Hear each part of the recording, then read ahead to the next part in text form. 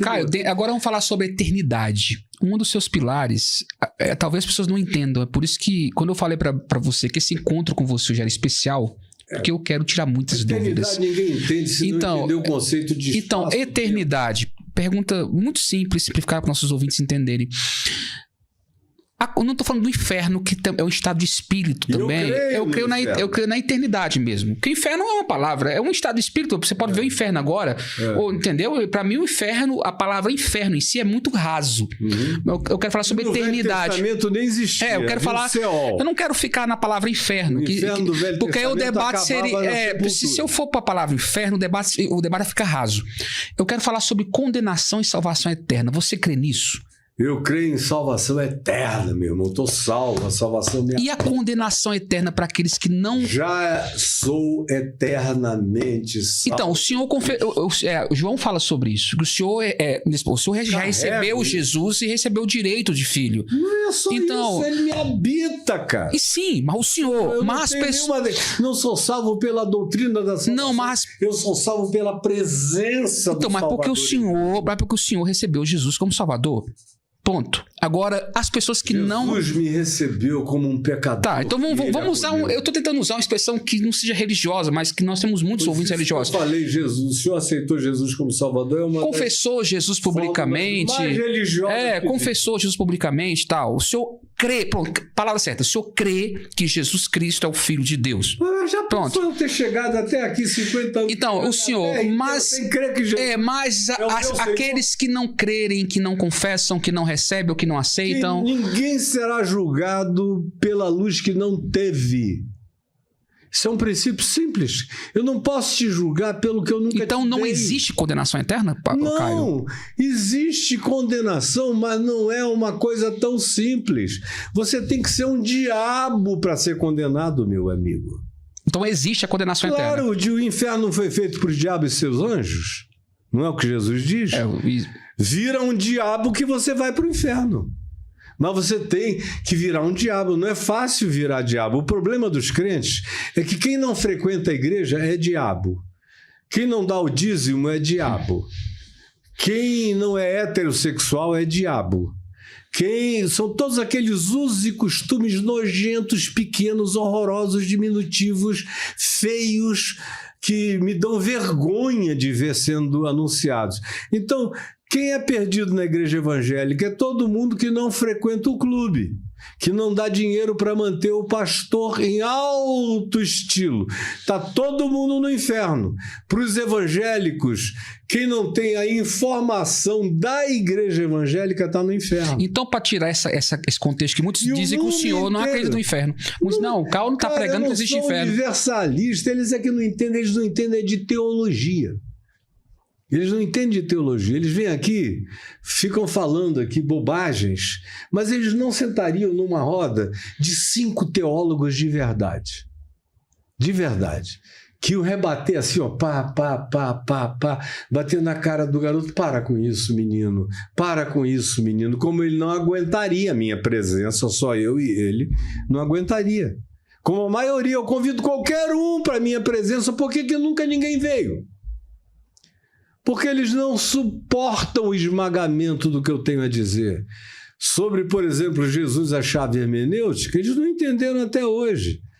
Que a chave hermenêutica não é uma eliminação do que Jesus não falou. Não falou, então pode. Não, é o que Jesus falou. E o que Jesus falou cala tudo aquilo que ele não disse. Porque o que ele falou foram coisas tão veementes que é patético você tentar ressuscitar como tema o que Jesus passou todo dia na cara do tema e nunca levantou o assunto, porque para ele nunca carregou uma relevância significativa. Relevância era a hipocrisia dos religiosos. Relevância era a mentira dos sumos sacerdotes. Relevante era eles não quererem perder o poder dos romanos e por isso estavam dispostos a matar Jesus e fazer qualquer coisa. Relevantes eram as coisas com as quais Jesus tratou o dia inteiro. Relevante era se encher de ódio. E Jesus disse: não odeiem nunca, amem os inimigos, orem pelos que perseguem a vocês. Relevante é o Sermão do Monte, relevante é o Pai Nosso, relevante é perdão até 70 vezes 7 por dia. Você vê algum desses caras que chegam aqui com essas acusações serem identificados por espírito de perdão? Caio, você sente a energia deles vibrando de graça, conversar com você conversar com você é ser constrangido em amor. Deixa eu te falar, ao queima do meu coração há muito tempo, eu queria te perguntar. O apóstolo Paulo fala em Romanos 3,20 que pela lei ninguém poderia ser salvo. Eu queria te perguntar algo, isso é uma dúvida minha.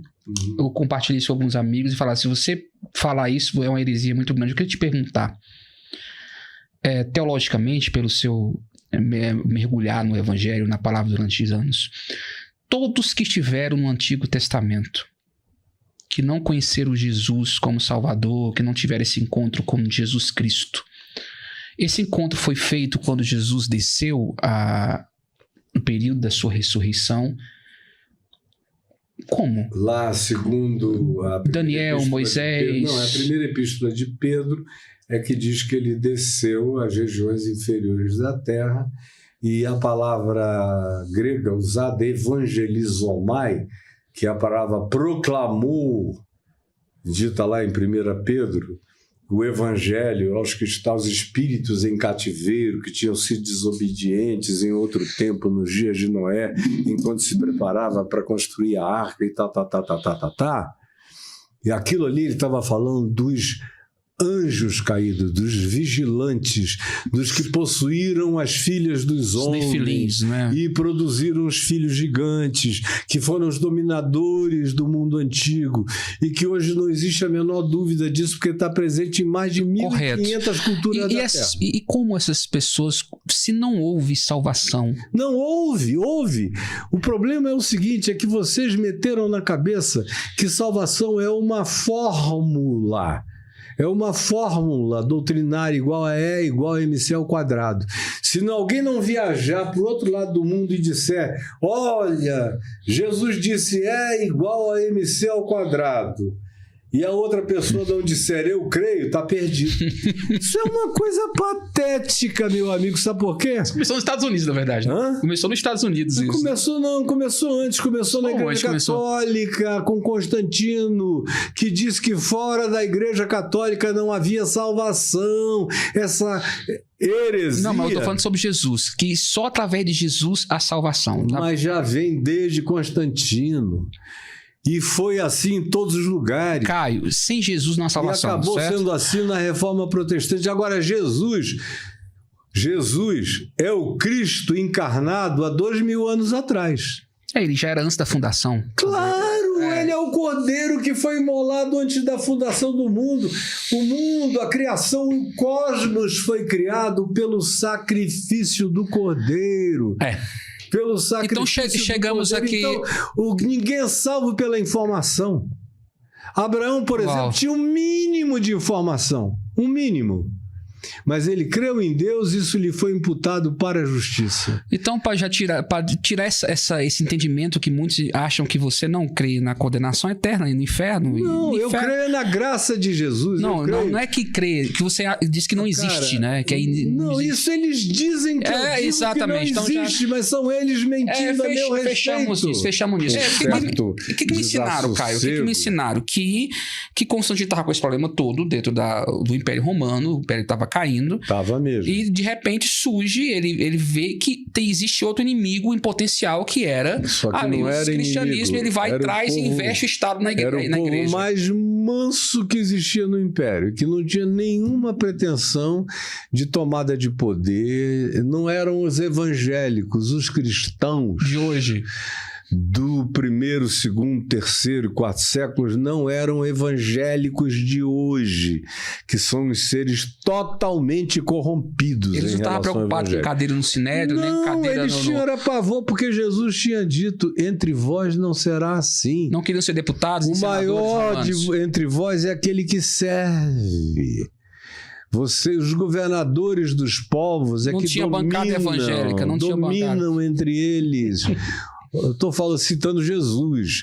para ninguém ficar confuso com a bancada evangélica. Os governadores dos povos que dominam entre eles, entre vós, não será assim.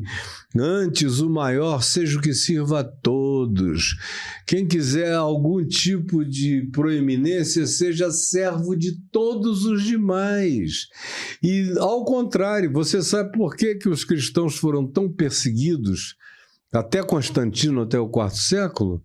Porque eles eram considerados os subversivos do império, não por causa de política, não porque eles quisessem tomar o Senado, governar no lugar dos imperadores, colocar um imperador do gosto deles. Eles nem podiam conceber uma ideia tão translocada, tão amalucada, tão distante da realidade e de Cristo e do Evangelho quanto essa.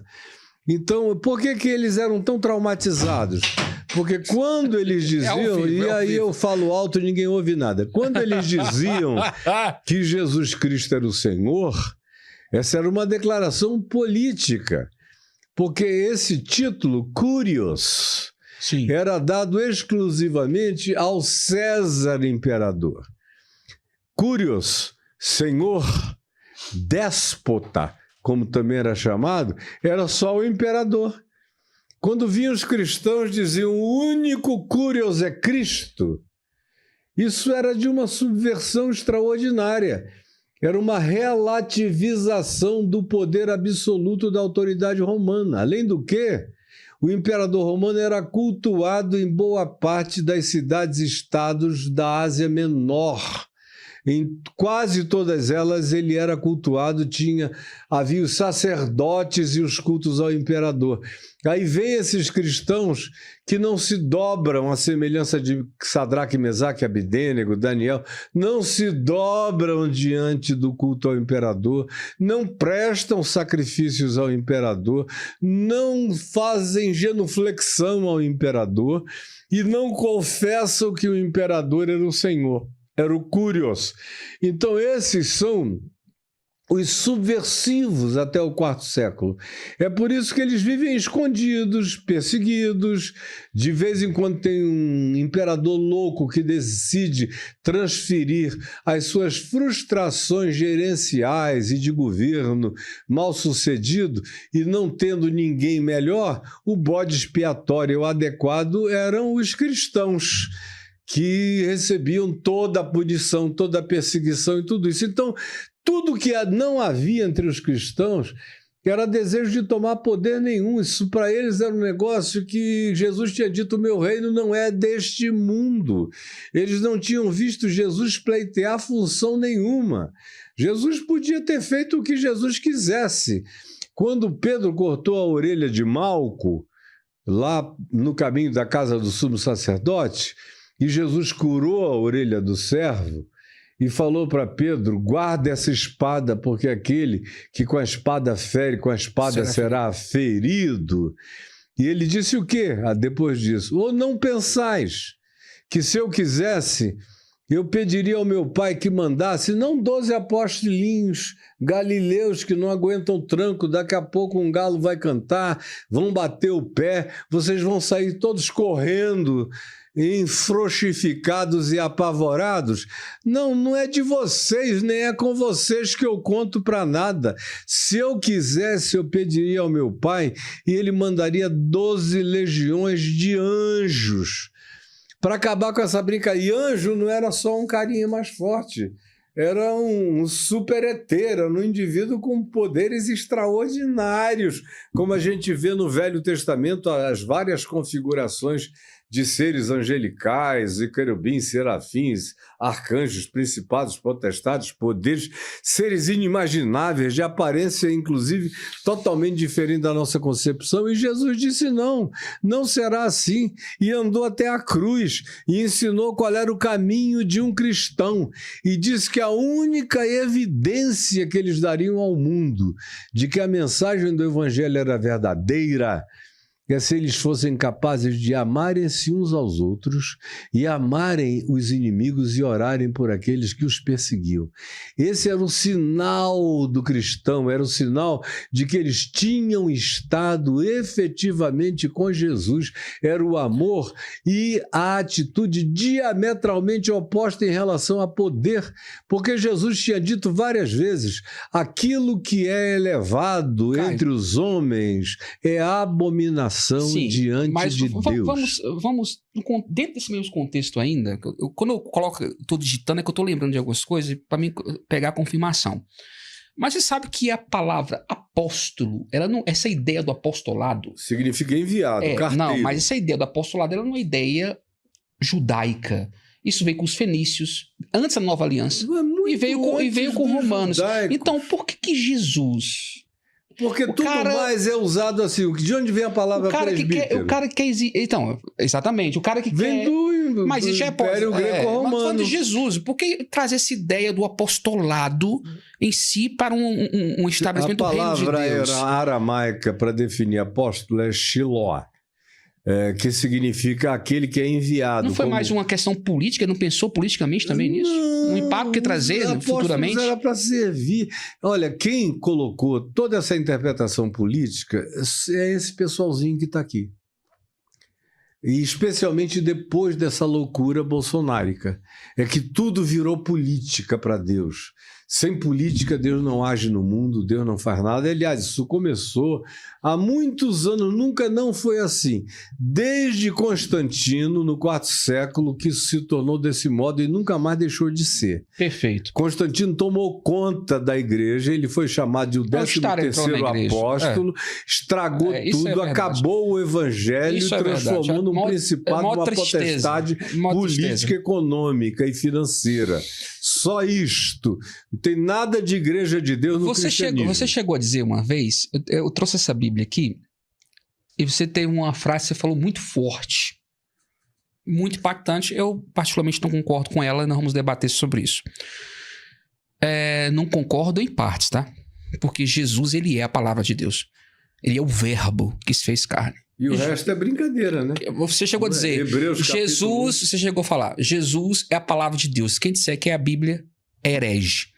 A Bíblia que a Bíblia é herege. Não, eu disse que a Bíblia não é a palavra Jesus de Deus, é a palavra de Deus. Quem dizer que é a palavra, palavra de Deus. Então é herege. Todas as vezes que então vamos lá, Caio. Coincide com o que Jesus ensinou. Então vamos lá. Isso é Jesus, a chave hermenêutica. Essa Bíblia,